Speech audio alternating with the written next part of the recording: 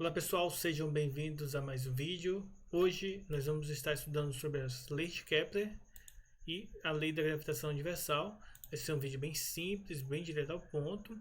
Tá? Eu já tenho um vídeo no canal sobre a questão histórica, falando um pouco mais sobre a contextualização das leis de Kepler. Aqui nós vamos partir de um processo bem direto. Nós vamos lembrar o seguinte: Kepler foi um físico que sucedeu outros físicos que já havia abordado e estudado toda e documentado, né, anotado as informações referentes às órbitas dos corpos celestes que haviam ao redor da Terra. Então, Kepler, ele, ao publicar seu livro, ele enunciou algumas leis que regiam os movimentos dos planetas. Então, ele sintetizou isso em três leis. A primeira lei de Kepler, conhecida como lei das órbitas.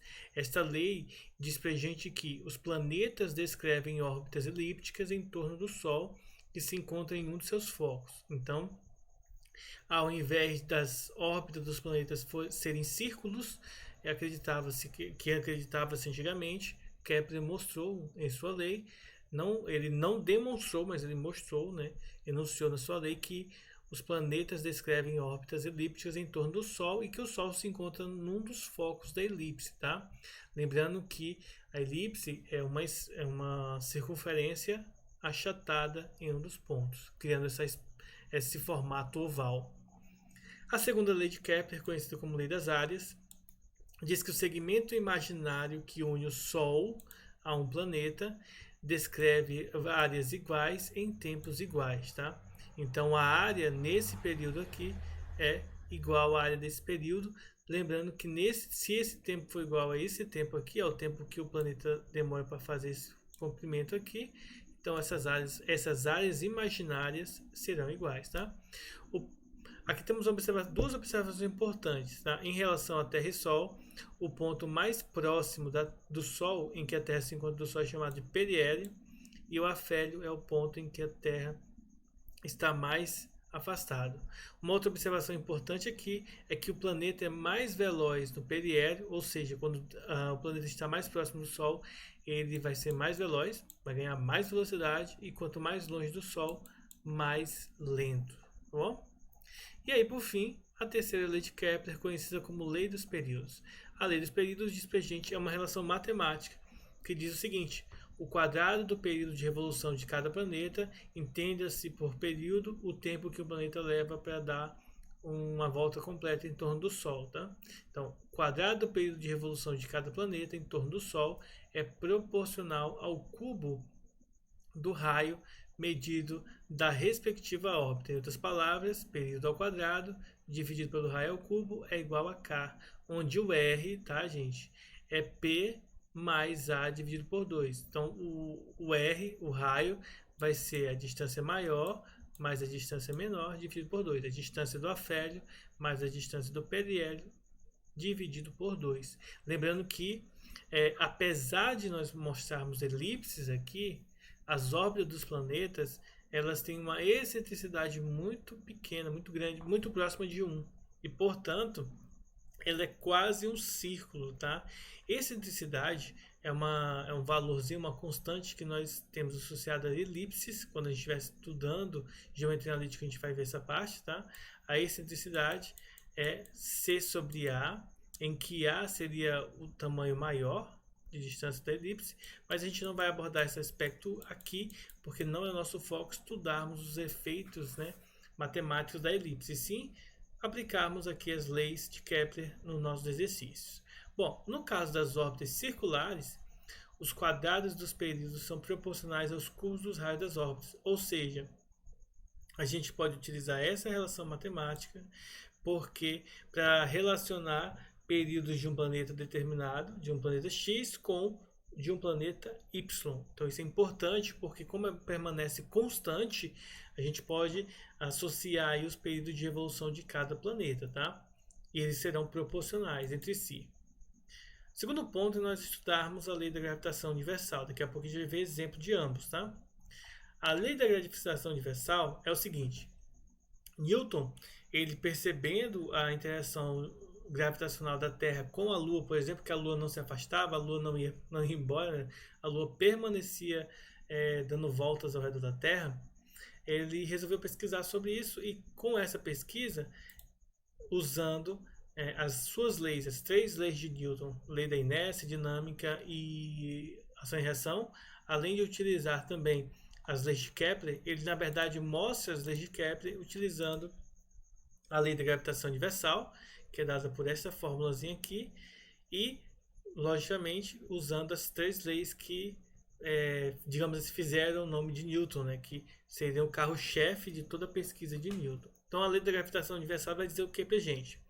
2 corpos de massa m e mzinho se atraem mutuamente com forças de natureza gravitacional que têm a direção da reta que une seus centros, em intensidade que são diretamente proporcionais ao produto de suas massas e inversamente proporcional ao quadrado da distância que separa seus centros. Isso que foi escrito aqui está escrito de maneira matemática, tá? Algebricamente dessa maneira. A força é igual a uma constante gravitacional vezes a massa do maior vezes a massa do menor, dividido pela distância entre eles ao quadrado. Tá? Entre o centro deles ao quadrado, precisa ficar isso bem claro. Essa constante G é a constante da gravitação universal, que é dada por 6,67 vezes 10 elevado a menos 6 Newton, unidade de força, metro quadrado, unidade de distância, sobre quilograma ao quadrado, unidade de massa, tá? Do produto das massas. Então, essa é a fórmula que nós precisamos para usar na gravitação universal. Vamos fazer alguns exemplos para que a gente possa entender um pouco melhor sobre esse conteúdo. Vejam só. O primeiro exemplo diz assim: ao ser examinado sobre o movimento dos planetas, o aluno escreveu os seguintes enunciados para a lei de Kepler. Primeiro, qualquer planeta gira em torno do Sol, descrevendo uma órbita elíptica da qual o Sol ocupa um dos focos. Então, essa aqui que a gente acabou de ver, verdadeiro. 2. O segmento de reta que une o planeta ao Sol varre áreas proporcionais aos intervalos de tempo dos percursos. Então, a gente viu aqui, de fato, essa é a segunda lei de Kepler, escrita de uma maneira diferente, mas continua sendo verdadeira. Terceiro, os quadrados dos períodos de evolução, ou seja, t ao quadrado, são proporcionais aos cubos dos raios médios das órbitas, tá? Raio médio, isso de fato é verdade. Se a gente prestar atenção, ó, o raio médio seria a distância dos dois dividido por 2, ou seja, essa questão também é verdadeira, tá? Logo, desse enunciado, a gente abstrai que todas as informações que o aluno escreveu, tá, estão corretas. Acredito que esse aluno seja vocês, viu? Bom, pessoal, então vamos aqui fazer o último exemplo da aula de hoje, tá? Estima-se que em alguns bilhões de anos o raio médio da Terra, da órbita da Lua, na verdade, será 50% maior do que é atualmente. Naquela época, seu período, que hoje é de 27,3 dias, seria de quantos dias, tá? Então vamos perceber o seguinte: a gente vai ter aqui a Terra aqui no meio, tá? Vamos colocar, peraí, vamos lá, deixa eu colocar aqui, né? Vou fazer aqui do lado. Então imaginemos o seguinte, ó. Deixa eu terminar aqui, por favor. Então imagine o seguinte: nós temos aqui a órbita da Lua, tá? E aí, claro, a Lua tem a sua órbita centrada na Terra, né? Então imagine que aqui no meio está a Terra, ó.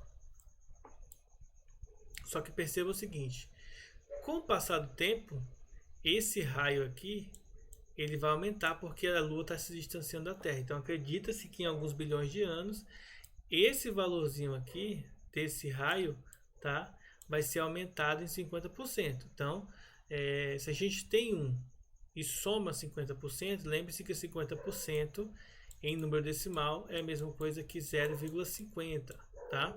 Então isso aqui significa dizer que o raio novo, que eu vou chamar de R', ele vai ser equivalente a 1,5 vezes o raio original, tá? O raio que é atualmente hoje. Lembrando que, então vamos lá, a gente vai utilizar a terceira lei de Kepler, que tem a relação matemática que envolve período e a distância do planeta a outro planeta, ou do planeta ao Sol, do planeta a Lua ao seu planeta. Então vamos lá. Então a relação matemática é essa aqui, ó. O período ao quadrado dividido pelo raio ao cubo é constante. Então isso aqui inicialmente o que seria hoje e também daqui a alguns milhões de anos, tá? Que vai ser denotado assim. Bom, aí a gente precisa substituir os valores. Primeiro, nós queremos saber esse período aqui. Então vamos lá. Para a gente saber esse período, a gente vai ter que isolar esse período. Então eu vou deixar ele aqui isolado, o período ao quadrado. É o que eu vou fazer. Vou pegar esse raio e passar para o outro lado, multiplicando. Então vai ser o período de hoje ao quadrado vezes o raio ao cubo, tá? Dividido pelo raio de hoje ao cubo. Então essas são as informações que nós temos. Então como que calcula o período aqui? Esse período aqui que eu quero ao quadrado, isso aqui eu vou até tirar essa linha daqui, tá, gente? Eu vou escrever aqui, tá, um asterisco aqui só para vocês não confundirem, tá? Esse risquinho aí como se fosse um 13, um 12, tá? Só para a gente diferenciar aqui, vou colocar um asterisco aqui embaixo. Eu poderia ter colocado o número 1, número 2, mas como eu já fiz aqui, vamos colocar um asterisco aqui embaixo, só para a gente diferenciar esses aí. Então vamos substituir os valores. O período hoje é de 27,3 dias, tá? Ao quadrado, vezes o raio futuro ao cubo, só que esse raio no futuro ao cubo, ele é 1,5, né? Vezes o raio de hoje ao cubo, dividido pelo raio de hoje ao cubo. Beleza. Então vamos lá para resolver aqui. Deixa eu apagar esse negócio aqui embaixo, porque isso aqui não vamos usar. Pronto. Então agora vamos substituir aqui. Depois que a gente substituir aqui, então vai ficar assim, ó. Nós teremos 27,3 ao quadrado vezes 1,5 ao cubo, gente, é 1,5 vezes ele mesmo, tá? Então eu vou fazer aqui na calculadora rapidão para a gente ter o resultado final, tá? 1,5 vezes 1,5 vezes 1,5, que vai dar 3,375 vezes o raio ao cubo dividido pelo raio ao cubo. A gente não sabe o valor do raio, mas a gente pode cortar, ó, porque ele se repete em cima e embaixo.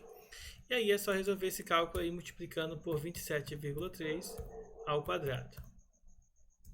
Então 27,3 vezes 27,3 vezes 3,375, o resultado vai dar 2.515,35, tá? Então vai ser aproximadamente isso daqui, o período, tá, da Lua em relação à Terra. Então vai ser aproximadamente aí de alguns dias aí. Bom, alguns dias ao quadrado. Professor, mas acabou? Não. Por que não acabou? Percebam que o período aqui está ao quadrado. Então o período vai ser o quê? Vai ser a raiz quadrada de 25,15, 25,15,35, e aí é só colocar uma raiz quadrada aqui na frente desse valor e calcular. Vai dar de aproximadamente 50,15 dias, tá? Nesse caso, o mais próximo valor é a letra E, 50,2 dias, tá? Então é isso aí, pessoal. Esse foi aí o exemplo relacionado com período e a distância do planeta, a distância no caso aqui da Lua ao planeta. Bom, eu até comentei que era o último exemplo, mas não é, ainda tem esse aqui. Olha só, a força gravitacional entre dois corpos, que seria da lei da gravitação universal, tá? A força gravitacional entre dois corpos é dada pela essa fórmula aqui, que na verdade a gente já sabe que é essa fórmulazinha aqui, e em que R é a distância dos planetas e G é a gravidade, tá? Sabendo que a massa de Júpiter é isso aqui, 2 vezes 10 a 27, e a da Terra é 6 vezes 10 a 24, observe que a diferença é gigantesca. Qual que é o módulo da força gravitacional? Resumidamente, é isso que ele pede para a gente calcular. Ele dá que o raio da maior proximidade desse aqui. Então vamos fazer o cálculo. Primeiro, a força de atração gravitacional, ela é a constante vezes as massas, dividido pela distância ao quadrado. Ou seja, deixa eu escrever aqui embaixo, para ter espaço suficiente. A constante gravitacional é 6,67 vezes 10 a menos 11. A massa maior, que é de Júpiter, é 2 vezes 10 elevado a 27. E a massa menor, que é da Terra, é 6 vezes 10 é 24, tá? Todos estão na unidade padrão, então ok. E agora nós vamos dividir pelo raio, que é a maior proximidade aqui ao quadrado. 6 vezes 10 elevado a 11 elevado ao quadrado. Vamos multiplicar em cima. Eu vou usar uma calculadora para não perder tempo, tá? Então nós temos 6,67 vezes 2 vezes 6. O resultado vai dar 80,4. Com a potência 0,4, com a potência de base 10, o que a gente vai fazer? A gente vai repetir a base 10 e vai somar os expoentes. Então, temos menos 11 mais 27 mais 24, tá? Então, o resultado desse cálculo aí vai dar 40. Então, o expoente aqui é 40. Embaixo, nós faremos 6 ao quadrado, 36, vezes 10. 10 elevado a 11 elevado a 2, repete a base e multiplica os expoentes, 10 elevado a 22. Portanto, a força de atração gravitacional vai ser de 80,04 dividido para 36, que é 2,22, então 2,2 é aproximadamente, vezes 10 elevado a 40 menos 22, o resultado vai dar 18. Então aqui vai dar 2,2 vezes 10 é 18, que seria a letra B, tá? Tem outras alternativas aqui, uma outra, né, a letra D, mas a correta é a letra B, tá? 2,2 vezes 10 elevado a 18. Então, observem que é tranquilo fazer o cálculo, você substitui os valores e faz aí a matemática correta de maneira bem tranquila, você chega ao resultado desejado, tá bom? Então, essa foi a nossa aula de hoje. Qualquer dúvida, aí envia aí nos comentários, ou então manda lá no grupo do WhatsApp. Falou, pessoal, até a próxima.